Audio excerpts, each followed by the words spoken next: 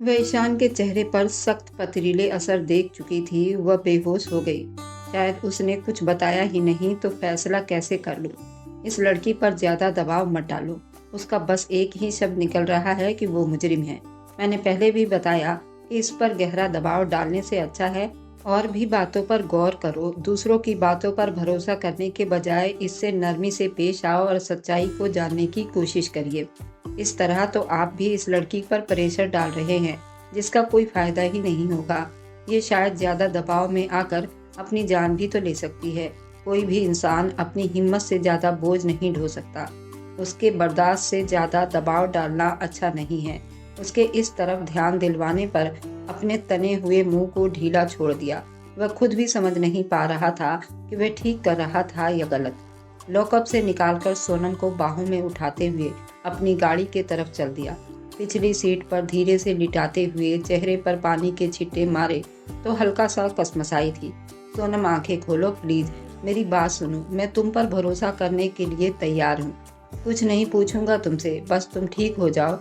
ईशान उस पर झुका, उसको होश में लाने की कोशिश कर रहा था। उसने आंखें खोलकर इधर उधर देखा और फिर हैरानी से सवाल किया, मैं यहाँ पर कैसे आई हूँ? आप मुझे कहाँ लेकर जा रहे हैं? वो बड़ी बेयकीनी से ईशान की तरफ देख रही थी। तुम ठीक हो? ईशान ने उससे नरमी से बात किया था मगर उसकी सवालिया निगाहों को खुद पर जमा देखकर गहरी सांस लेते हुए बोला, ठीक है, तुम फिक्र मत करो, हम घर जा रहे हैं। मुझे तुम पर कोई शक नहीं, मगर शायद सच्चाई जानने के लिए तुम्हारे ऊपर ज्यादा दबाव डाल दिया था कि तुम इस हाल को पहुंच गई हो सके तो माफ कर देना। ईशान सीधा होकर उसे तसल्ली देते हुए फ्रंट सीट पर जाकर बैठ गया और गाड़ी एक झटके से आगे बढ़ा दी थी। आ गए हो बेटा? उसको साथ क्यों लाए हो? क्या तुम्हारा खून इस तरह सफेद पड़ चुका है कि तुम इसके बिना 2-3 दिन न रह पाए और आज तुम उसको अपने साथ लेकर चले आए हो? इतना सब कुछ होने के बाद भी तुम अपनी पत्नी को देख रहे हो कैसे आदमी हो, कैसे भाई हो। बहन के कत्ल के बावजूद उसके कातिल को घर ले आए हो। तुम्हें क्या सिर्फ इतना ही याद था ये तुम्हारी पत्नी है? क्या तुम्हें बहन की मासूम सूरत याद करके शर्म नहीं आई? ईशान, तुम ऐसा कैसे कर सकते हो? तुम अपनी माँ और बहन के साथ मेरे कलेजे को चीरने वाली हरकत कर डाली है तुमने। सुनैना बेटे को घर में दाखिल होता देखकर तसल्ली में हुई थी मगर सोनम को साथ देखकर उनके चेहरे से सारा सुकून गायब होने लगा था। सुनैना ने एक पल भी नहीं लगाया था। बेटे को खूब शर्मिंदा करना चाहा मगर उसने अपनी माँ की जैसे हर बात हवा में उड़ा दी। आज वे कुछ भी सुनना नहीं चाहती थी, इसलिए चुप से सोनम का हाथ थामे अपने कमरे की तरफ बढ़ गया था। कमरे में दाखिल होकर अपने हाथ में साइड टेबल से उठाकर एक लिफाफा खोला। ताजा मोगरे के फूल वाले गजरे निकालकर सोनम के काले बालों में लगा दिया। देखो, अभी मेरी बहन की मौत को 3 दिन हुए हैं और मैं तुम्हें गजरे खरीद कर पहना रहा हूँ। इसी से अंदाजा लगा लो कि मैं तुम्हें कितना चाहता हूँ। तुम्हारा भी तो फर्ज बनता है ना कि अपने पति की खुशी का ख्याल रखो। आज हमारे बीच मौजूद दूरियों को मिटा देना चाहता हूँ। ईशान बीते हुए दिनों की मोहब्बत के जुनून में वापस लौट आया था। सोनम का हाथ थामे छोटे छोटे कदम उठाता बेड तक पहुंचा था।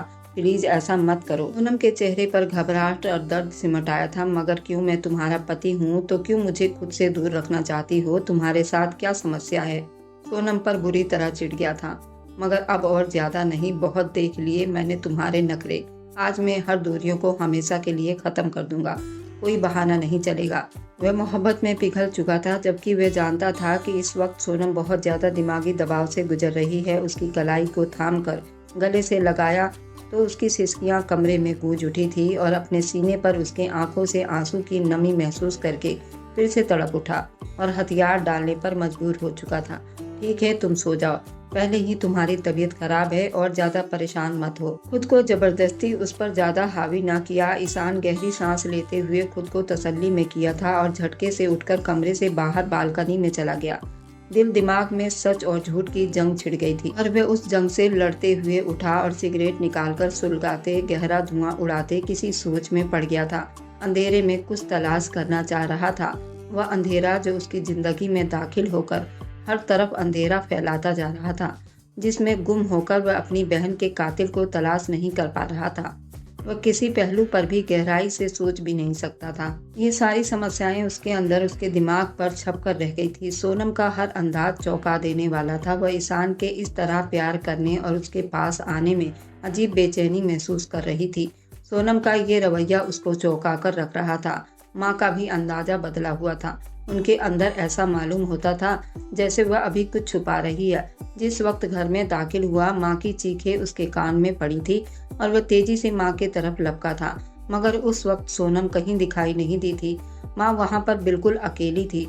फिर माँ क्यों बराबर सोनम को ही कातिल साबित करने पर तुली हुई थी? मनोरमा की मौत हादसा भी तो हो सकती थी। वह अलग सोचों पर गौर करना चाह रहा था, मगर कोई सिरा हाथ नहीं लग रहा था। वह वापस अंदर कमरे की तरफ पलटने लगा था कि सोनम लाइट्स ऑफ किए न जाने कब से नींद में गुम थी, और वह बार बार सोच सोच कर भी काफी थकावट महसूस कर रहा था और दिल व दिमाग को सुकून देने के लिए कुछ घंटे की नींद लेना चाहता था। बालकनी के ग्रिल से वापस जाने से पहले उसने एक निगाह दरवाजे से अंदर किसी साई को दाखिल होते देखा तो घबरा गया था। एक भी पल खराब किए बिना वह कमरे से बाहर था। सीढ़ी के पास खड़ा होकर उसने उस साए को बिल्कुल तेज रफ्तार से उसने अपने कदम माँ के कमरे की तरफ बढ़ाता हुआ देखा था। वह सावधान होकर उस मंजर को देख रहा था। वहाँ जो कोई भी था वह सीधा माँ के कमरे के सामने रुका और फिर दरवाजा खोलकर अंदर दाखिल होने के बाद ईशान ने भी अपनी फौजी ट्रिंग की मदद से बिना कदमों की आहट किए उसने कदम साए की तरफ बढ़ा दिए थे। वह साया किसी आदमी का था। कमरे के दरवाजे पर पहुंचकर अंदर से आने वाली आवाज पर कान लगाकर गौर से सुनने लगा, मगर अगले ही पल उसके पैरों तले से जमीन खिसक गई थी। उसका पूरा बदन जैसे बेजान सा हो गया था। अगर वह अपने कानों से इतनी भयानक हकीकत न सुन लेता तो कभी मरकर भी यकीन नहीं कर सकता था। ये कौन आदमी है जिसके साथ माँ बात कर रही है? जैसे वह आदमी बहुत महाज्ञानी हो, जबकि उस आवाज को वह पहचान नहीं पाया था। ये एक अनजान आदमी की आवाज थी और अनजान आदमी के साथ माँ रात को इस पहर क्या कर रही थी, और उस पर सितम ये कि उसकी मासूम बहन के बारे में बात की जा रही थी। ईशान की हिम्मत जवाब दे गई थी। जोरदार अंदाज में लात मारकर दरवाजा खोलते हुए वह अंदर दाखिल हुआ था। कमरे का मंजर उसके खून को खौलाकर रख दिया था। बेड के सामने सोफे पर एक अजीब तरह के हुलिये में वह आदमी बैठा हुआ था। थोड़ा सांवले रंग का, लंबे कद काठी का, जिसने बड़ा सा कुर्ता और कुर्ते के बटन टूटे, दोनों कलाइयों में मोतियों के बड़े बड़े कंगन, लंबे दाढ़ी मूछ बड़ी हुई और वे चेहरे पर बिखरे हुए थे। छोटी छोटी आंखों में लंबी लंबी काजल की धार। वह हुलिये से काफी डरावना इंसान मालूम हो रहा था, मगर सवाल ये था वह कौन था और माँ उसके साथ इस तरह उससे अपने घर की समस्याओं के बारे में क्यों डिस्कस कर रही थी। सुनैना अचानक बेटे के कमरे में दाखिल होने पर बुरी तरह से बौखला गई थी, जैसे कोई चोरी करते रंगे हाथों पकड़ी गई हो। कौन है ये आदमी जिसके साथ आप मेरी मासूम बहन के बारे में राजदारी से बात कर रही हैं? ईशान ने बिना किसी परमिशन के उसे कमरे में घुसकर उस अजीब आदमी को घूरा था। बेटा तुम गुस्सा मत करो, मैं सब बताती हूँ। सुनैना ने अपने सूखे होठों पर जुबान फेरी और पहले बुरे इंसान को घर से चलता करो। आप इसको कैसे अपने कमरे तक ला सकती हो? शकल से भी बदमाश लग रहा है। बेटा उनको कुछ मत कहो, ये बहुत पहुंचे हुए बाबा हैं। सुनैना के चेहरे पर डर के साए मंडराने लगे थे। जुबान संभाल कर लड़के, मुझे गुस्सा मत दिलाओ, कहीं तुम्हारा हाल भी तुम्हारी बहन वाला न कर दूं। और इसको तड़पते देर नहीं लगेगी। उस आदमी के शब्द पूरे होने से पहले ईशान ने उसको गिरेबान से पकड़कर झटके से खड़ा किया था। माँ, मेरी बहन का कत्ल सोनम ने नहीं किया था। आपने मुझे गलत कहा था। वह बौखलाया हुआ शेर बन चुका था, जबकि सुनैना के चेहरे पर काले साए मंडरा चुके थे। बेटा ईशान, मेरी बात सुनो, ये तुम बहुत गलत हरकत कर रहे हो। उनकी नाराजगी से तो हमारा घर भी बिखर जाएगा। माँ, ये ढोंगी है, आप ये बात कैसे कर रही हैं? ईशान हैरानी से मुंह खोले। अपनी माँ की बातों को हजम करने में नाकाम हो रहा था। तुम बहुत बड़ी गलती कर रहे हो। मुझे जानते नहीं हो, मैं अनदेखी शक्ति का इस्तेमाल करता हूँ और जो चाहे कर सकता हूँ, मगर चाहूँ तो अभी खड़े खड़े अपनी शक्ति का इस्तेमाल करके तुम्हें इस गलती पर जला भी दूंगा। अपने गिरेबान पर ईशान के हाथ को इशारा देते खूनखार निगाहों से घूर रहा था। ईशान की आंखों में खून उतर आया था। बेटा, भगवान के लिए ऐसा मत करो, ये बहुत पहुंचे हुए बाबा हैं। उनके साथ दुश्मनी मत करो, तुम नहीं समझोगे। मैंने जो भी किया तुम्हारे भले के लिए किया था, इसी में हम सबकी भलाई छुपी हुई है। मुझे मजबूर मत करो, मैं इस बारे में तुम्हें कुछ नहीं बताऊंगी। सुनैना का शब्द अजीब डर में पड़ा हुआ था। मेरी बहन की मौत और इस इल्जाम में मेरी पत्नी की गिरफ्तारी, इन बातों में कौन सी भलाई दिखाई दे रही थी? माँ, बात भले जो भी था, आपको ये सब नहीं करना चाहिए था। मैं आपको कभी माफ नहीं करूँगा। ईशान का दिल खून के आंसू रो रहा था। उसकी माँ चीखती हुई सब बताने लगी। तुम्हारे ड्यूटी जाने के बाद यहाँ क्या कुछ हुआ, तुम्हें कुछ खबर है? मनोरमा, मैंने तुम्हारे लिए एक अच्छे घराने का रिश्ता देखा है। मैं चाहती हूँ जब वो लोग तुम्हें देखने के लिए आए तो उनके खातिरदारी में कोई कमी नहीं आनी चाहिए। और तुम आंटी के साथ पार्लर चली जाओ। तुम अपनी स्किन की केयर नहीं करती हो, पता नहीं क्यों इतनी सुस्त हो। एक वे लोग हैं जो बुरी शक्ल लेकर भी बड़े बड़े अफसर को भी फंसा लेती हैं, और उनकी बेटियां बड़ी किस्मत वाली होती हैं, अपने छोटे घरों को छोड़कर बड़े घरों की शोभा बन जाती हैं। छी भाई, हमसे तो नहीं होती ऐसी बाजारू औरतों वाली हरकतें। छोड़ो, अब बीते हुए बातों को गुस्सा करने से सिर्फ अपना ही दिल जलता है। मैंने रूबी से कह दिया है कि तुम शाम के वक्त उसके साथ चली जाना। समझ गई सुनैना हर कदम पर सोनम को जलील करना अपना कर्तव्य समझती थी। सोनम का रंग फीका पड़ चुका था, मगर होठों पर ताले डाले हुए चुप से सर झुकाकर बैठी हुई थी। माँ, मेरी स्किन ऐसी ही है, मैं अपनी केयर करती हूँ। रंग का क्या हो सकता है, ये तो सांवलापन है, मुझे आपसे ही तो मिला है। इस रंग को पार्लर वाली कैसे बदल सकती है? बिना वजह पैसे खराब करने की कोई ज़रूरत नहीं है, और मुझे कोई शादी वादी नहीं करना। मैं अपनी पढ़ाई पूरी करना चाहती हूँ, और भाई ने वादा किया था मेरी पढ़ाई पूरी करने तक तंग नहीं करेंगे। प्लीज आप भी छोड़ दीजिए ये सब। मनोरमा की ऐसी आदत पर सुनैना तिलमिलाकर रह जाती थी। मनोरमा, हर वक्त जुबान चलाना तुम्हारी आदत बन गई है। कितनी बार कहा है अपने कमरे में रहा करो। हम शरीफ लोग हैं, मगर तुम हर वक्त चंडाल के साथ रहकर ऐसी बदतमीजी सीख रही हो। माँ से बात करने की तमीज भूल जाती हो। अभी और इसी वक्त उठो और जाओ अपने कमरे में, और दोबारा मुझे इसके आसपास दिखाई न दो, नहीं तो मैं तुम्हें जान से मार डालूंगी।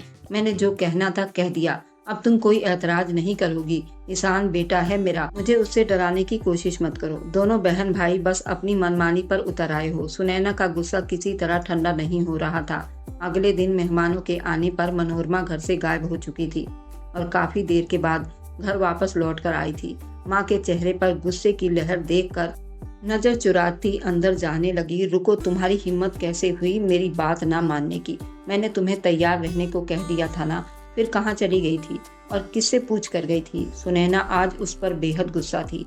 माँ, मैं चाचा के घर गई थी। मैंने आपको कल बता दिया था मुझे शादी वादी नहीं करनी, मगर आप तब भी जिद कर रही थी, तो मेरे पास इसके अलावा दूसरा ऑप्शन भी नहीं बचा था। क्या करती? चुप से उनसे बात करके आपके मेहमानों के सामने पेश हो जाती। उसके बाद क्या होता? मुझे इस तरह गुलामी और जानवरों की तरह खुद को दूसरों के सामने पेश करना बिल्कुल पसंद नहीं। जो घर से पूरी तैयारी करके आते हैं, किस तरह लड़की को कुरेद कुरेद कर सवाल करनी है, यहाँ तक कि लड़कियों के कपड़े उठाकर उसके स्किन को चेक करते हैं। ऐसी औरतों से मुझे सख्त नफरत है, और वैसे भी बात आगे बढ़ जाती तो मेरे लिए और ज्यादा मुश्किल हो जाता। इसलिए मैंने ये कदम उठाया है। आप मुझे मजबूर ना करें कि दोबारा ये कदम उठा लूं। इस बार वापस लौट आई हूँ, अगली बार ऐसा मुमकिन नहीं हो पाएगा। फिर सारी जिंदगी बैठकर माथा पीटती रहना अपना। चलती हूँ, मुझे टेस्ट की तैयारी करनी है। मनोरमा ने अब साफ साफ शब्दों में कह दिया था, मगर सुनैना की आंखों से चिंगारियां फूट रही थी। तुम हद से ज्यादा बिगड़ती जा रही हो। तुम्हें तो मैं सबक सिखाऊंगी। कैसी पढ़ाई, कौन सा टेस्ट? मुझे खुद तुम्हारी सारी चालबाजी अच्छे से पता है। तुम अब अपने कमरे से बाहर कदम नहीं रखोगी। मैं बहुत जल्द तुम्हारी शादी करने वाली हूँ। हे भगवान, नाश हो ऐसी लड़कियों का। अब तो मुझे ये आंखें दिखाने लगी है, इतनी बड़ी हो गई है। सुनैना ने उसको बाजू से पकड़कर घसीटना शुरू कर दिया। कमरे में ले जाकर बेड पर धक्का देते हुए दरवाजा बाहर से लॉक कर दिया था। सोनम एक तरफ खड़ी सारा नजारा देख रही थी, मगर आगे बढ़ने या कुछ बोलने की हिम्मत उसमें नहीं थी। सुनैना ने खूंखार नजरों से उसको घूरा था और सर झटककर अपने कमरे की तरफ चल पड़ी थी। कुछ दिन तक मनोरमा ने खूब हंगामा किया, मगर फिर बिल्कुल चुप हो गई थी। सुनैना को जब यकीन हो गया कि मनोरमा अब मुजोरी करने लगी है, अगर अभी से उसके ऊपर दबाव नहीं डालेंगे तो ये लड़की न जाने क्या कर बैठेगी। सुनैना ने उसको कमरे से निकलने की परमिशन तो दे दी थी, मगर घर से अभी बाहर जाने की परमिशन नहीं थी। और फिर एक दिन मनोरमा को सोनम से बात करते सुना तो उसका दिमाग झंझना उठा था। सोनम भाभी, प्लीज अब कुछ करिए, भाई को इस बारे में बताइए, वो मेरी मदद कर देंगे। मैं किसी और को पसंद करती हूँ और उसके अलावा किसी के बारे में सोचना भी नहीं चाहती। मनोरमा ने हल्की आवाज में सोनम को अपना राज सौंपा था। मगर मनोरमा, तुम जानती हो ना, माँ जी कभी नहीं मानेंगी। सोनम डर महसूस कर रही थी। उसकी फिक्र मत करो, ईशान भाई सब संभाल लेंगे। माँ की उसके सामने एक नहीं चलती तो बस मुझ पर रोब झाड़ती रहती हैं। आप जल्दी से जल्दी ईशान भाई से बात करो। मनोरमा ने अपनी भाभी से बात करते हुए थोड़ा फिक्र महसूस कर रही थी। अगर माँ को पता चल गया तो क्या होगा? मनोरमा, तुम तो उनकी बेटी हो, तुम्हें कुछ नहीं कहेंगी, मगर मैं उनसे बगावत करने पर बुरी तरह से फंस जाऊंगी। तुम खुद अपनी माँ को इस शादी के बारे में सब कुछ सच सच बता दो या अपने भाई से खुद बात कर लो। मैं तुम्हें सेल फोन देती हूँ। सोनम डर रही थी, मगर ये सब सुन लेने के बाद सुनैना अपनी जिद के हाथों मजबूर हो गई थी। सुनैना इस हद तक चली जाएगी, ये किसी के दिमाग में भी नहीं था। पूरी ताकत से दरवाजा खोलकर वह अंदर दाखिल हुई थी। उसके चेहरे पर गुस्सा था। वह सब कुछ सुन चुकी थी। अब मनोरमा के साथ सोनम की भी खैर नहीं थी। तुम्हारी इतनी हिम्मत कि मेरी बेटी को उल्टी सीधी बातें सिखाओ। मैं जानती थी तुम जैसी लड़की इस घर के लिए मनहूस साबित होगी, मगर ईशान ने मेरी एक ना सुनी। अब देखो कैसे मजे से तुम मेरी बेटी को घर से भगाने के रास्ते दिखा रही हो। तुम तो खुश होगी ना कि ये घर से जाए और तुम्हारी जान छूटे, मगर मैं ऐसा बिल्कुल नहीं होने दूंगी। पहले इसको देख लूं, फिर तुम्हारा इंतजाम भी करती हूँ और तुम पहली फुर्सत में इस लड़के से डिवोर्स लोगी। मनोरमा से बात करते हुए अचानक सोनम की तरफ पलटी थी। सुनैना के इरादे बहुत खतरनाक थे। बस करो माँ, भाभी ने कुछ नहीं किया। वह तो जानती ही नहीं थी कि मैं अपनी क्लास ही के लड़के से शादी कर चुकी हूँ। ये बात मैंने खुद आज ही उन्हें बताया है। आप अपने सामने किसी की मर्जी चलने कब देती हो कि आपको ये राज बता देती, मगर खैर अब सुन ही चुकी हो तो ये भी सुन लो कि मैंने ये शादी ठीक 4 महीने पहले कर चुकी हूँ, जब भाभी इस घर में नहीं आई थी, और अब तो मैं प्रेग्नेंट हूँ। अब कुछ नहीं हो सकता, भूल जाइए अब ये सारी बातों को।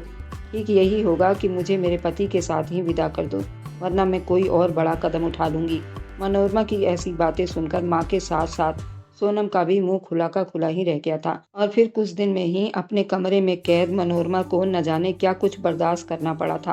और जिस दिन ईशान की वापसी थी उसी दिन मनोरमा अपनी जान से हाथ धो बैठी थी। अपनी बेटी की मौत से भी आपने सबक नहीं लिया।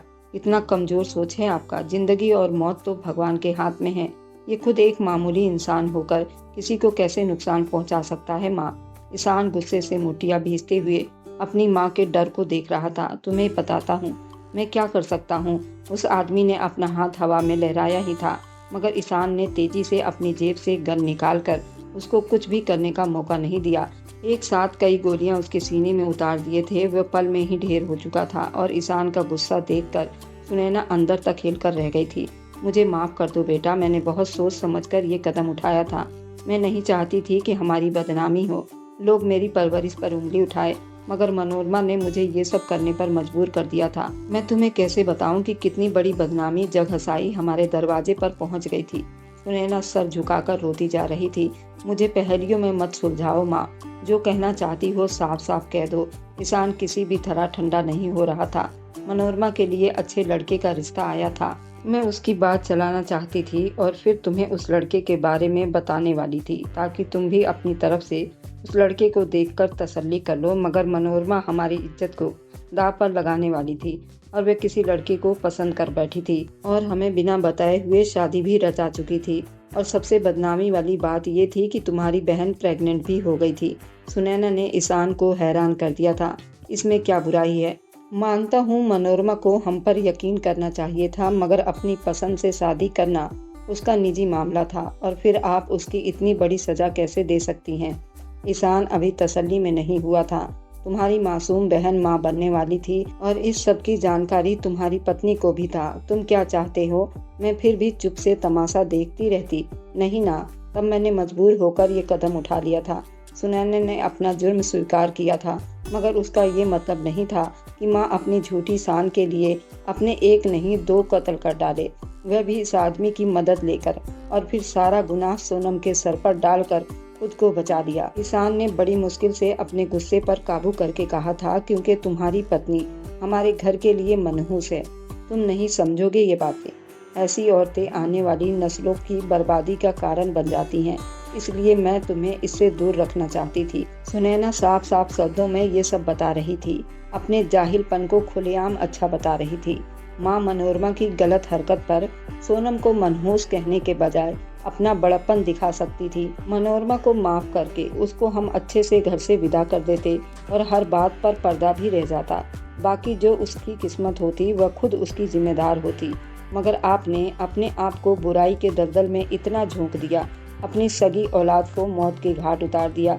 और जानती हैं, ये काला जादू वगैरह कितना बड़ा अंधविश्वास है। आपने काले जादू की मदद से मेरी बहन को किस तरह दर्दनाक मौत दिया है। ऐसी माँ हैं आप। ईशान अभी तक यकीन नहीं कर पा रहा था। मैंने सोचा था मनोरमा अपने पापों की सजा पाने के लायक है, और इस बात के लिए मैं खुद भी हिम्मत जमा नहीं कर पा रही थी।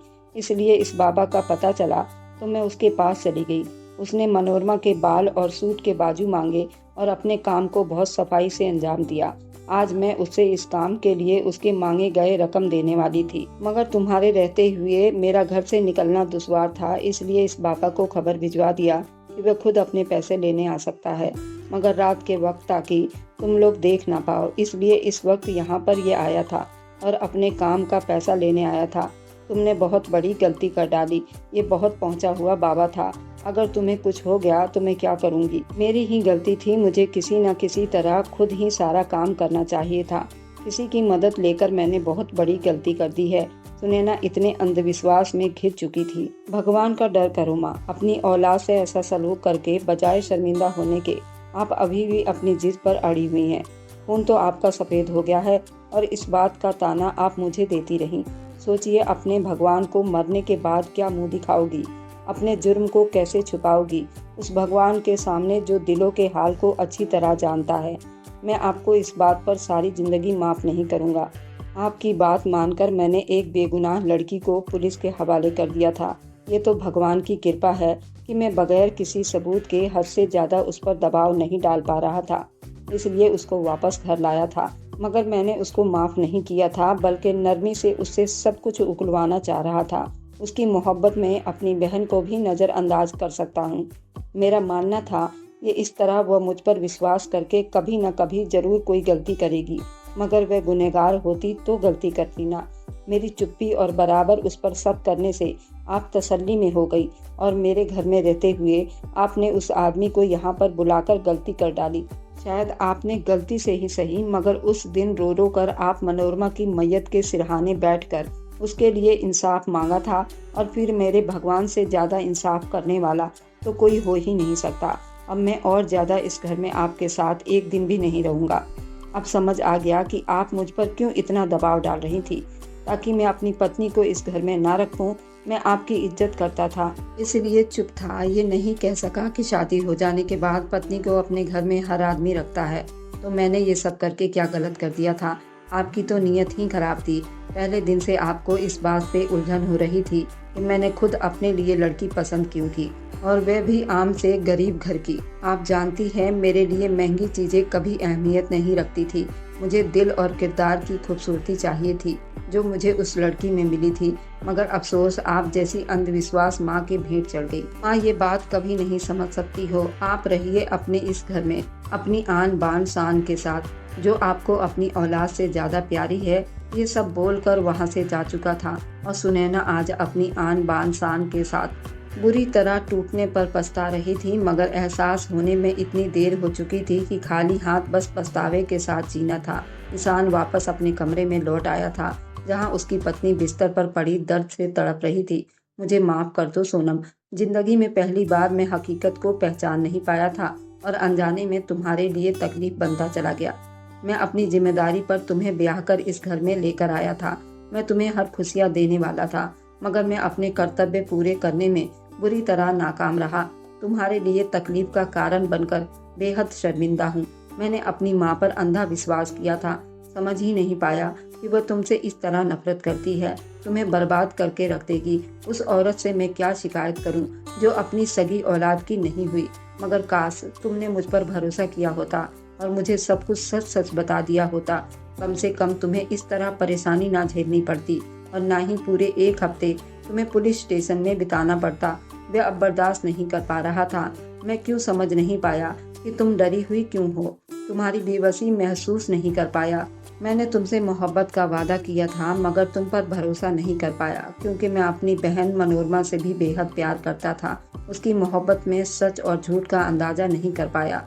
मगर अब और ज्यादा नहीं, मैं अब तुम्हें खुद से कभी दूर नहीं करूंगा। अपनी माँ की बात सुनकर तुम्हें उनके तरस पर छोड़ देना भी मेरी खुदगर्जी थी। हो सके तो मेरी ये गलती भी माफ कर देना। मैं तुमसे बेहद मोहब्बत करता हूँ। अगर तुम्हें कुछ हो जाता तो मैं सारी ज़िंदगी खुद को कभी माफ़ नहीं कर पाता।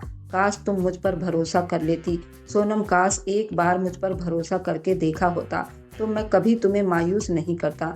ईशान ने आगे बढ़ते हुए सोनम को अपनी बाहों के घेरे में लेते हुए अपनी गलती को स्वीकार किया था। आज बंद कमरे में अपनी मर्दानगी पर फूट फूट कर रो रहा था। सोनम हैरानी से उसकी बातें सुन रही थी। ईशान सोनम की हर तकलीफ, हर जख्म पर मरहम लगाना चाहता था। अपने बाहों में उस पर मोहब्बत लुटाते हुए सोनम को हमेशा के लिए अपने साथ ले जाने का वादा कर चुका था।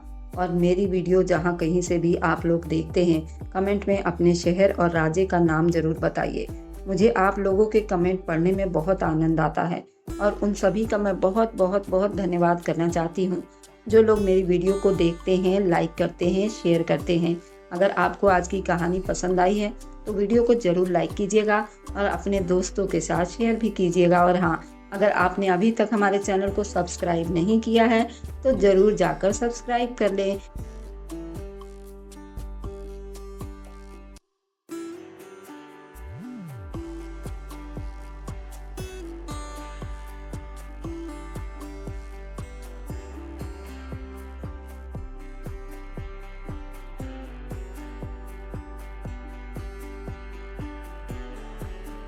सदाबहार सच्ची कहानियों पर आप सभी का स्वागत है। मेरी पत्नी 2 जुड़वा बच्चे को जन्म दिया तो डॉक्टर ने मुझे कमरे में बुलाया और मेरी पत्नी के बारे में ऐसी बात बताई थी कि मेरा सर शर्म से झुक गया।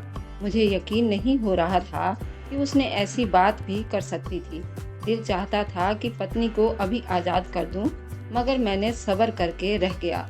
आंखें झुकाकर डॉक्टर की बात सुनता रहा। पत्नी की इस हरकत से मैं डॉक्टर की आंखों से आंखें नहीं मिला पा रहा था। पत्नी को घर ले आया तो वह मुझसे रोजाना 1 किलो मीट मंगवाने लगी और कहती कि मैं बहुत कमज़ोर हो गई हूँ और रोज़ 1 किलो मीट लेकर आता। पत्नी मीट पकाकर छत पर ले जाती, वापस आती तो कहती मैंने खा लिया है। मैं बहुत परेशान होता था कि वह 1 किलो मीट कैसे खा सकती थी। छत पर जाता हूँ तो कोई होता भी नहीं। फिर एक दिन छत पर मुझे किसी की आवाज़ सुनाई हुई। छत पर गया तो सर पर आसमान टूट पड़ा। अचानक मुझे डॉक्टर की बताई हुई बातें याद आने लगी, क्योंकि मेरी पत्नी तो मेरा नाम मोहित है, मेरी उम्र 12 साल होगी। हर रात मेरे माँ बाप के कमरे से लड़ाई झगड़े की आवाज़ें आती रहती। मेरे पापा एक मजदूर थे, वह दिन रात मेहनत मजदूरी करते थे। उनके पास हमेशा बहुत कम पैसे होते। वह मुझे भी यही समझाते कि हम लोग गरीब हैं, हमारे पास इतनी आमदनी नहीं है कि हम फिजूल खर्च करें। इसलिए मुझे अभी से उस बात को समझना होगा। वे मेरे लिए सब नहीं खरीद सकते जो दूसरे बच्चों के माँ बाप उनके लिए खरीद लेते हैं। मुझे ये बात याद रखनी थी कि मैं गरीब इंसान का बेटा हूँ, इसलिए मुझे मेहनत करके जिंदगी में कुछ बनना है। मगर दूसरी तरफ मेरी माँ मुझे वह हर चीज़ लाकर देती जो मैं उनसे मांगता था। महंगे से महंगे कपड़े लाती, अच्छे से अच्छा खाना बनाती और महंगी महंगी चीज़ें और खिलौने भी मुझे लाकर दिया करती थी। लेकिन मैं उन कपड़ों को सिर्फ तब तक ही पहन सकता था जब तक मेरे पापा घर नहीं आते थे, और उन खिलौनों से तब तक ही खेल सकता था जब तक मेरे पापा घर नहीं आते। जैसे ही मेरे पापा घर आते फिर से अपने पुराने कपड़े पहन लेता। मेरी माँ सारे खिलौने और कपड़े छुपा देती। एक दिन मेरी माँ ने मेरे लिए बहुत मज़ेदार पिज़्ज़ा लाई। मैंने उसे बहुत मज़े से खाया, लेकिन मैंने ज़रूरत से ज़्यादा ही खा लिया। रात को मेरे पेट में बहुत दर्द हुआ। मुझे मोहल्ले के डॉक्टर के पास लेकर गए। डॉक्टर ने पूछा, बेटा तुमने क्या खाया था? दर्द के मारे मैं भूल ही गया, मैंने पिज़्ज़ा खाया था। पापा ने हैरान होकर मेरी मम्मी की तरफ देखा और कहा, ये मजाक कर रहा है, हमने इसको पिज़्ज़ा नहीं खिलाया, हमने तो सिर्फ दाल रोटी खिलाई थी। डॉक्टर मुझे दवाई दे दी और मैं घर आते रास्ते में ही सो गया। लेकिन फिर से मुझे मेरे मम्मी पापा के झगड़ों की आवाज़ें आने लगी। मैं अपने कमरे में था, लेकिन उनकी आवाज़ों को साफ सुन सकता था। कहाँ से लाई हो तुम पिज़्ज़ा के लिए पैसे? तुम जानती हो आजकल ये पिज़्ज़ा कितना महंगा है। तेरे पास इतने पैसे कहाँ से आए कि तूने पिज़्ज़ा लेकर आ सके? और ये कपड़े किसने दिए? ये महंगे महंगे खिलौने, ये सब कहाँ से लेकर आई? मुझे बता दे पूजा। अगर तू कोई गलत काम कर रही है तो मैं तुझे डिवोर्स देता हूँ। फिर जो दिल चाहे कर लेना, लेकिन अभी मेरी इज्जत को नीलाम मत कर। मेरे पापा रोते हुए उछल रहे थे। मम्मी भी आज बोल ही उठी। कहने लगी कि मैंने अपनी इज्जत का सौदा नहीं किया। तुम ऐसा सोच भी कैसे सकते हो? मैं भी हर माँ की तरह यही चाहती हूँ कि मेरा बच्चा अच्छी चीज़ खाए, अच्छे कपड़े पहने, जो उसका दिल करता है वो खाए। तुम कहते हो कि मैं तुम्हें सब कुछ लाकर दूंगा, लेकिन तुमने आज तक ऐसा नहीं किया। मैं ये सिर्फ अपने बेटे के लिए नहीं, बल्कि तेरे लिए भी करती हूँ। लेकिन तुझे मेरी फिक्र और मोहब्बत समझ में नहीं आती। मेरी फिक्र ना करो, मुझे ये बात बता, तू पैसे कहाँ से लेकर आ रही है? मुझे बता दे पूजा, नहीं तो मैं खुद को कुछ कर लूंगा। कुछ देर के लिए बिल्कुल सन्नाटा हो गया। मेरी माँ ने मेरे बाप को कुछ कान में बताया था, लेकिन बाप फिर से चिल्लाने लगा कि तू जो भी कर रही है वह गलत है। माँ ने चिल्लाते हुए कहा, ये गलत है या नहीं, लेकिन मैं अपने बेटे को तरसते बिल्कुल नहीं देख सकती। हमारे घर में लड़ाई झगड़े बहुत बढ़ने लगे। मेरी माँ ने मुझे पढ़ने के लिए शहर भेज दिया। अब मैं बड़ा हो गया था। मैंने अपनी पढ़ाई भी करीब करीब पूरी कर ली थी जब मुझे मेरे पापा की कॉल आई। उन्होंने मुझे ये बुरी खबर सुनाई कि मेरी माँ इस दुनिया में नहीं रही। मैं घर आया तो मेरी माँ को अर्थी पर लेटा देखकर मेरा दिल भर आया। मैं फूट फूट कर रोया कि मेरी माँ को न जाने क्या हो गया, क्यों हम सबको छोड़कर चली गई। पापा ने बताया, हम सब नहीं जानते कि उसे क्या हुआ है, बस अपने कमरे में मुर्दा हालत में मिली है। कई हफ्तों तक मैंने उदास रहा, क्योंकि इतने साल में मैं अपनी माँ के पास भी नहीं रहा, और बस वापस आया तो वह इस दुनिया से चली गई थी। अब मैंने वापस जाने का इरादा दिल से निकाल दिया और गांव में ही काम करने लगा। जब मुझे मेरी मौसी ने बताया कि तुम्हारी माँ मरने से पहले तुम्हारे लिए एक लड़की पसंद कर गई थी, ये उसकी आखिरी निशानी थी, तुम्हें उस लड़की से शादी करना है, मैं हैरान व परेशान रह गया कि मेरी माँ ने बिना मुझे बताए, मुझसे पूछे बगैर मेरे लिए लड़की भी पसंद कर ली। मैंने पापा से कहा तो मेरे पापा ने कहा कि हाँ, तुम्हारी माँ ने तुम्हारे लिए लड़की तो पसंद की थी, वह हमारे घर भी आती जाती थी, लेकिन मैं नहीं चाहता था कि तुम्हारी उस लड़की से शादी हो। मेरे पापा ने तो साफ मना कर दिया और कह दिया कि तुम उस लड़की से शादी नहीं कर सकते जो तुम्हारी माँ तुम्हारे लिए पसंद कर गई है। लेकिन मेरे दिल में मेरी माँ के लिए हमेशा से मोहब्बत थी। मैं उसकी आखिरी ख्वाहिश को कैसे पूरा ना करता। मेरी मौसी ने मुझे बताया कि तुम्हारी माँ बहुत तकलीफ में मरी है। तुम्हारे बाप तुम्हारे जाने के बाद तो उससे और भी झगड़ा किया करता था, सारा दिन उससे लड़ता रहता था। बेटा, हम किसी पर इल्ज़ाम नहीं लगाते और बिना सबूत के किसी पर इल्ज़ाम लगाया भी नहीं जा सकता, पर मुझे तो यही लगता है कि मेरी प्यारी बहन ने कोई टेंशन ले डूबी थी। उसने अपने दिल में कोई बात रख ली थी। अचानक वे इस दुनिया से चली गई, और ना खुद सोचो अभी उसकी उम्र ही क्या थी, उसे कोई बीमारी भी तो नहीं थी, और उसकी आखिरी ख्वाहिश है। अगर तुम उसकी ख्वाहिश पूरी करो तो तुम्हारी माँ को खुशी होगी, नहीं तो उसकी आत्मा भी तड़पेगी। और तुम्हारा बाप क्यों तुम्हारी माँ की आखिरी ख्वाहिश को पूरी करेगा? वह नहीं चाहता। मैं तुम्हें उस लड़की की तस्वीर दिखाती हूँ। उसका नाम काजल है। वह बहुत खूबसूरत है और पढ़ी लिखी है और प्यारी लड़की है। फिर उसका इस दुनिया में कोई और भी तो नहीं है। उससे शादी करने से और उसको सहारा देने से तुम्हें बहुत पुण्य मिलेगा और एक अच्छी हमसफर भी मिलेगी। मैंने दिल में सोच लिया कि मैं अपनी माँ की आखिरी ख्वाहिश पूरी करूँगा। मैंने उस लड़की से शादी कर ली। मैं काजल को देखकर हैरान रह गया, और वह वाकई हसीन और खूबसूरत थी। शादी की पहली रात मैंने उससे अपनी माँ के बारे में पूछा तो उसने बताया कि वे मेरी माँ के पास सिलाई सीखने आया करती थी। जब मेरी माँ बीमार हुई तो हमारे घर के काम काजल ही किया करती थी, इसलिए मैंने उसे पसंद कर लिया था। उसने मुझे ये भी बताया कि मेरी माँ आखिरी टाइम में बहुत परेशान थी, और उस परेशानी की वजह मेरा बाप था। काजल बहुत ही अच्छी लड़की थी, घर को बहुत अच्छे तरीके से संभाल रही थी। शादी के कुछ महीने बाद भगवान ने हमें अपने औलाद की खुशी भी दे दी, और 5वें महीने तक पता भी चल गया कि काजल 2 बच्चों को जन्म देने वाली थी। उन 9 महीनों में मेरी पत्नी बहुत ज़्यादा बीमार रहने लगी। उसकी तबीयत बहुत खराब थी। मेरे पापा काजल से न जाने क्यों बहुत नफरत करते थे।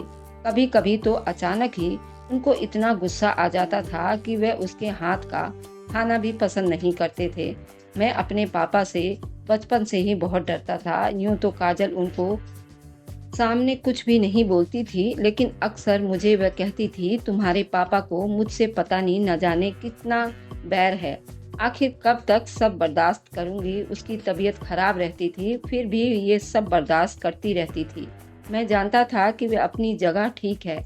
मेरी पढ़ाई पूरी नहीं हुई थी, इसलिए मुझे कोई अच्छी नौकरी नहीं मिली थी। घर के हालात ठीक नहीं थे। फिर वह दिन भी आ गया जब भगवान ने हमें 2 चांद जैसे बेटों से पूरा घर भर दिया था। उसी रोज डॉक्टर ने मुझे अपने कमरे में बुलाया और काजल के बारे में ऐसी बात बताई कि मेरा सर शर्म से झुक गया। दिल करता था कि काजल को अभी डिवोर्स देकर घर से भेज दूं। मैं डॉक्टर के आगे बिल्कुल शर्मसार होकर खड़ा रहा। गुस्से की वजह से मेरा चेहरा लाल हो रहा था, मगर मैं उस खुशी के मौके पर अपनी पत्नी के साथ कोई बदतमीजी नहीं करना चाहता था। अब वह मेरे बेटों की माँ बन चुकी थी, इसलिए मैं सब कुछ भुलाकर चुप हो गया। बेटों के पैदाइश के बाद वह ज्यादा कमजोर हो गई। घर ले आया तो काजल बोली, मुझे रोजाना 1 किलो मीट लाकर दिया करो, मैं बहुत कमजोर हो गई हूँ। मैंने सोच लिया कि बाकी खर्चे कम कर लूँगा, लेकिन अपनी पत्नी के लिए मीट जरूर लेकर आया करूँगा। मैं हर हफ्ते 3 से 4 बार काजल के लिए 1 किलो मीट जरूर लेकर आता। मगर मैंने नोट करता कि मेरी पत्नी पकाकर मीट छत पर ले जाती। जब नीचे आती तो कहती, मैंने मीट खा लिया है। आखिर एक ही दिन में 1 किलो मीट कैसे अकेली खा सकती थी। मैं जब भी घर आता तो काजल छत पर होती। मैंने नोट किया था वह रात को भी उठकर 1-2 बार चक्कर छत पर लगाती थी। अभी इस बात को कुछ ही दिन बीते थे कि मेरे एक बेटे की मृत्यु हो गई। मैं बहुत परेशान हुआ था। वह तो बिल्कुल ठीक ठाक था, अचानक से कैसे मृत्यु हो गई। हम दोनों पति पत्नी के लिए बहुत बड़ा सदमा था। खैर, हम दोनों ने सब्र किया और फिर से अपनी जिंदगी गुजारने लगे। मगर मेरी पत्नी की अब भी वैसे ही आदत थी। एक रोज मेरे बेटे के रोने पर मेरी आंख खुली तो मैंने देखा काजल कमरे में नहीं थी। मेरा बेटा बार बार रो रहा था, गहरी नींद में था, इसलिए मेरा मूड खराब हो गया। बच्चे को रोता छोड़कर ये न जाने कहाँ चली गई है। मैंने सारे घर में देखा, वह कहीं नहीं थी। फिर अचानक वह छत से नीचे उतर कर आ रही थी। मुझे यूं देखकर वह घबरा गई। मैंने कहा, तुम यहाँ क्या कर रही हो? बच्चा रो रहा है, तुम्हें आवाज नहीं आ रही? कहने लगी, मैंने सुन लिया था, मैं बस आ ही रही थी। मैंने उससे पूछा कि तुम छत पर क्यों गई थी? तो कहने लगी, कमरे में गर्मी बहुत थी, छत पर ठंडी हवा चल रही थी, बस इसलिए हवा खाने गई थी। मुझे गुस्सा तो आया, मगर मैंने काजल को कमरे की तरफ जाने को कहा। मेरे पापा भी बच्चे की आवाज से जाग उठे थे। वह काजल को नफरत भरी निगाहों से देख रहे थे और वापस चले गए। काजल अब छत पर ही ज्यादातर वक्त बिताती थी। मुझे काजल पर शक हो गया था। मैंने 1-2 बार काजल को बिना बताए छत पर भी गया, मगर वहाँ कुछ पुराने सामान के अलावा कुछ नहीं था। फिर सोचा कि मुझे काजल पर यूं शक नहीं करना चाहिए। यूं ही वक्त बीतने लगा कि मैं अपने बेटे को लेकर बाजार गया। अब मेरा बेटा 1 साल का हो गया था। उसने बाजार में खिलौना देखकर उसे मांगने की जिद की। उस खिलौने को देखकर रोने लगा। मेरे बेटे ने पहली बार मुझसे कुछ मांगा था। मैं समझ गया कि उसे खिलौना चाहिए। मैंने दुकान में जाकर उस खिलौने की कीमत पूछी तो वह मेरी औकात से बिल्कुल बाहर थी। मैंने अपने बच्चे को कोई और चीज लेकर दी और उसे घर ले आया और वह काजल के सामने भी बहुत रो रहा था। मेरी पत्नी ने पूछा कि ये क्यों रो रहा है, तो मैंने उसे बताया कि फला दुकान पर उसे एक बहुत बड़ा भालू पसंद आया था, लेकिन वह 3000 का था, इसलिए मैं उसे लेकर नहीं दे सका। तुम उसको कुछ बनाकर खिला दो ताकि ये सब कुछ भूल जाए। अगले ही दिन मैं घर आया तो ये देखकर हैरान रह गया कि मेरा बेटा उसी भालू से खेल रहा था और बहुत खुश नजर आ रहा था। मैंने काजल से पूछा कि उसके पास ये भालू खरीदने के पैसे कहाँ से आए। उसने कहा कि मेरी कमेटी निकली थी तो मैं जाकर उसे ले आई। काजल मेरे बेटे के लिए कभी महंगे कपड़े, कभी जूते, कभी खिलौने और घर की चीजें भी लाया करती थी। जब भी उसे उन चीजों के बारे में पूछता तो वो यही कहती कि मेरी कमेटी निकली है। मैं एक दिन मोहल्ले में थोड़ी पूछताछ की। वहाँ की सारी औरतें मुझे जानती थी। मैं उनको सबको मौसी कहता था। मुझे ये जानकर बहुत परेशानी हुई कि मेरी पत्नी ने तो वहाँ कोई भी कमेटी नहीं डाली हुई थी। मैं सोच में पड़ गया, आखिर मेरी पत्नी इतने पैसे कहाँ से लेकर आ रही थी। फिर वे दिन भर मेरे दिमाग में अजीबोगरीब ख्याल आते जा रहे थे। मेरी पत्नी कोई गलत काम तो नहीं कर रही है। ये भी सोच रहा था कि उसे ये पैसे कौन दे रहा है, कहीं ये चोरी वगैरह तो नहीं कर रही। अचानक मेरे दिमाग ने घंटी बजी और मेरी पत्नी अभी भी छत पर जाती थी और अभी भी मुझसे मीट मंगवाती थी, मगर वह मीट के पैसे खुद ही देती थी। जरूर कोई चक्कर था। सोचा कि आज तो ये रात जान कर ही रहूंगा। आज रात मेरी पत्नी छत से होकर आई थी। मैं सोने का नाटक कर रहा था। सोचा कि एक बार फिर छत पर जाकर देखता हूँ, क्योंकि पहले जितनी बार भी गया था वहाँ पत्नी के अलावा मुझे कोई चीज भी नजर नहीं आई। मैं सीढ़ियाँ चढ़ने लगा था कि मुझे छत से अजीबोगरीब तरह की आवाज आई। मैं बुरी तरह डर गया, हैरान व परेशान रह गया। मेरे कदम पीछे हट गए। आखिर छत पर कौन था? रात का टाइम था। मैं बहुत डर रहा था। आवाजें बराबर आ रही थी। तभी मुझे लगता था किसी छोटे बच्चे की रोने की आवाज है, लेकिन इस वक्त छोटा बच्चा छत पर कैसे हो सकता था? मुझे ये आवाज किसी जानवर की लग रही थी। आखिरकार मैं हिम्मत करके छत पर पहुंच गया। मैंने छत पर लगे बल्ब को ऑन किया। मुझे आवाज सामने पड़े पुराने सामान से आ रही थी। मैंने हिम्मत करके सामान के ऊपर से कपड़ा हटाया तो नीचे एक पिंजरा पड़ा हुआ था और उसमें ताला लगा हुआ था। आवाज उसी में से आ रही थी।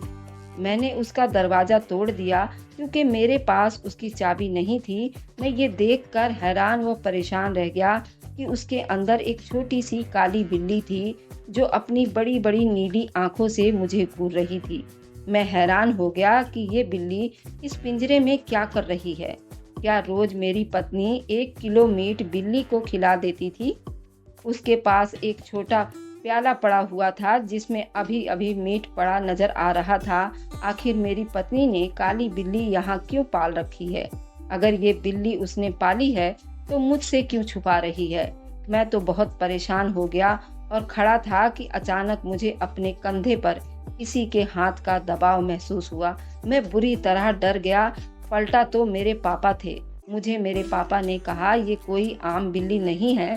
मैं तुम्हें एक बात बताता हूँ, तुम्हें शायद याद नहीं हो, लेकिन जब तुम छोटे थे तो तुम्हारी माँ भी तुम्हारे लिए ऐसे ही महंगे महंगे खिलौने और तोहफे और खाने पीने की ऐसी चीजें लाया करती थी जिनको खरीदने की हमारी औकात नहीं थी। मैं बहुत ही गरीब आदमी था। वह ये गलत काम कर रही थी, पर यह ऐसा काम था जो मेरी सोच से भी बाहर था। ये ऐसी बिल्ली है जिस पर बहुत बड़ा काला जादू किया गया है। ये एक बहुत गहरा जादू है जिसमें काली बिल्ली को 40 दिन तक कब्रिस्तान में लाया जाता है, फिर उस पर कुछ पढ़ा जाता है। ये बहुत खतरनाक टोटका है। अगर आप उसमें नाकाम हो जाओ तो आपकी जान भी जा सकती है। तुम्हारी माँ ने भी ऐसे ही एक बिल्ली पर टोटका किया था। उसके पास भी ऐसे ही काली बिल्ली थी जिसे वह छुपा कर रखती थी। कहा जाता है कि उस बिल्ली को जब तक अपने पास रखो तब तक आपको दौलत मिलती रहेगी और आपके हाथों में उसकी शक्ति से दौलत आना शुरू हो जाती है। लेकिन उस बिल्ली को पालना भी कोई आसान काम नहीं है। उसको रोजाना 1 किलो मीट खिलाना पड़ता है। बिल्लियों को आज भी एक बुरी परछाई मानी जाती है। इस दुनिया पर पाई जाने वाली सबसे पुरानी जीव है। ये सब इतना आसान नहीं है। कुछ पाने के लिए कुछ खोना पड़ता है। 40 महीने बाद इस बिल्ली को ले जाकर उस पर दोबारा से वही टोटका दोहराया जाता है। हर बार बड़ी मुश्किल से मुश्किल हो जाता है। तुम्हारी माँ भी इस टोटका को दोबारा करते करते अपनी जान से हाथ धो बैठी थी। तुम्हारी पत्नी तुम्हारी माँ की शागिर्द थी जो ये सब जानती थी। तुम्हारी माँ ने उसको भी ये टोटका सिखाया है। उसने भी इस पर आजमाया है और उसे यहाँ छुपा कर रखा हुआ है, तभी उसके पास दौलत खत्म नहीं होती। बेटा, ये सब कुछ तुम्हारी पत्नी अपनी औलाद पैदा होने के बाद से करने लगी है, इसलिए मैं उसे नापसंद करता था। लेकिन एक बात याद रखो कि ये बहुत खतरनाक काम है। तुम्हारी पत्नी किसी भी टाइम इस दुनिया से जा सकती है। समझो कि वह अपनी जान पर खेल रही है। हो सकता है तुम्हारा बेटे की भी इस वजह से मृत्यु हुई हो। मैं तो कहता हूँ कि इस जादूगरनी को इस घर से निकाल दो। तुम्हारी माँ भी एक जादूगरनी थी। उसने भी सारी जिंदगी गलत काम करके पैसे कमाए और तुम्हारी पत्नी भी यही कर रही है। जादू करने वाला और कराने वाला दोनों ही गलत होते हैं। तुम्हारी पत्नी को अपनी जिंदगी तो संवार दी, पर भगवान के आगे किस मुंह से जाएगी? ऐसी औरतें कल को तुम्हारे बेटे की क्या परवरिश करेगी? मेरे पापा ने मुझे मेरी पत्नी के खिलाफ भड़काना शुरू कर दिया। एक पल के लिए मैं भी गुस्से में आ गया। मुझे इतना गुस्सा आ गया कि मैं अपनी पत्नी को नींद से जगाकर उसे डिवोर्स देकर घर से निकाल देता। जब मैं कमरे में आया, मैंने अपनी पत्नी को अपने बेटे के ऊपर हाथ रखकर सुकून से सोते देखा। मैं कुछ सोचना शुरू कर दिया। मैंने सोचा कि ऐसे ही मेरी माँ बचपन में मेरी ज़रूरतों का ख्याल रखती थी। वह मुझे हर चीज़ लाकर देती थी जो मैं चाहता था। मेरा बाप जितनी मेहनत करता था उसे उतनी ही मेहनत की कमाई मिलती। मेरी माँ ने मेरे लिए ये सब किया था। अगर वह कोई गलत काम कर रही थी तो सिर्फ अपनी ज़रूरतों को पूरा करने के लिए। मुझे बचपन में हर अच्छी चीज़ मिली और शहर जाकर पढ़ने के काबिल हुआ।